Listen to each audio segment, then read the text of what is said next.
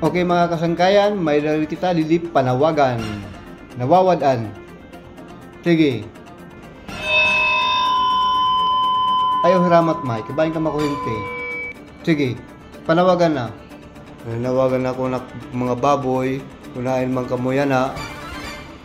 Warek ihawon buwas. Baboy? Imong ipapanawagan? Nagkawara man lang yung tigda nga ito tangkal ng mga baboy. Kunain man kamuya na, uli na kamo kay warek ihawon buwas. Nawawara ang baboy. Ha! Kakaiba nga istorya mga kasangkayan. Ano yung mga baboy nga irihawon at patrumbuas, nawawara, amot iyaging papanawagan. Sige, sangkay. Sige, mananawagan na ako. Jin! Jin, Jin, Jin, Jin, Jin! Jin! Uli na kamo, Jin!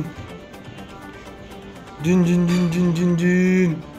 Agoy, amad to kasangkayan. Nawawad ang kunuyahing baboy.